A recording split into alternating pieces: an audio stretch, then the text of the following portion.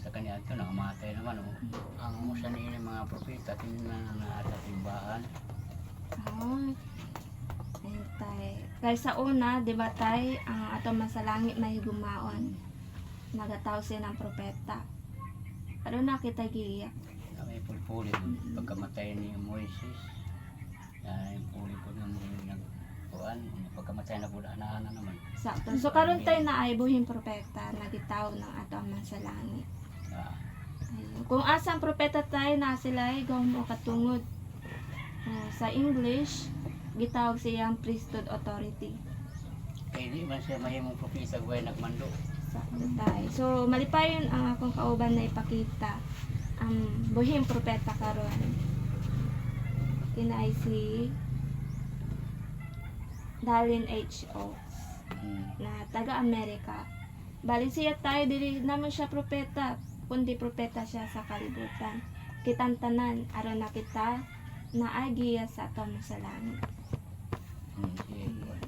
Ug gyapon sila tay pamaagi sa ilahat tay kung makita mo sa Kodak, gina-record nila ang mensahe aron na kita naagiya kanunay. So mahalaga tay na basahon ang balaang nga kasulatan. O karon kay tungod ang mga katawhan tay daghan sa ilaha dili nagtuo. Daghan po sa ilaha dili nagdawat sa mga propeta. Nang time na namatay ang unang propeta, karon nagtawag ang ato masalangit na makita nato sa John 3:16. Kung malipayon ang akong kauban na ipaambi sa inyoha. Sige tay. Napakay pangutana tay about sa propeta. Wala na kay ang propeta mo mang yun nagtigbalita sa mga kuhan. Sakto no. Pag-reforma sa imong kagalingon. Pagkatao. Nagtawag siya ng propeta. Ug gihapon tay, kita man tanan nakaila si Hesukristo, di ba? Yes. So unsa man yung mga nadumduman nimo tay nga kanang nahimo ni Hesukristo? Tong naa siya diri sa kalibutan. Pagkakit niya sa krus. Sakto tay. Gilat ko siya. Purong-purongan siya mga maitlot na tunog. Ikaw ate, Alona, unsa man yung imuhang na-remember na gihimo ni Jesus Christ diri Wala pa rin experience. Kaya yung gani nga, basta pa ang puwong ko pa. Hindi na ba ko kabawa. Kung madumduman nato no kay nag-ayo siya ng mga sakit, di ba ate? O gihapon. Oo, sakto ate. Ay kuya, nagtabang siya. O yung pinakadako nga iyahang nabuhat di sa kalibutan is nagtukod siya ng iyahang simbahan.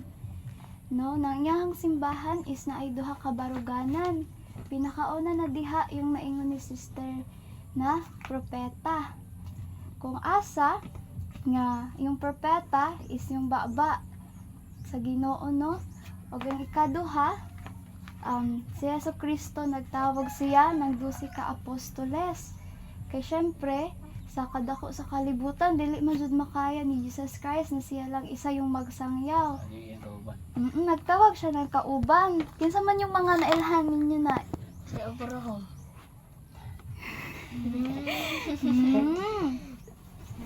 Sa iyahang 12 ka apostoles kuya. 12 sila. 12 sila. Sarap na Kinsa man? Si Abraham. Prophet man siya. Prophet siya, kuya. So, isa, yung tulo ka, ano niya, siguro nailhan ninyo si Peter, James, ug John. Wala. Pero nagtawag siya ng iyahang 12 ka apostoles. O, na-mention gihapon ni Sister Gaina na gitagaan sila ng priesthood o yung gahom mukatungod na ginahatag sa mga kalalakinan. Kung asa, pinaagi, sa gahom mukatungod, makahimo sila og miracles. No? Kanang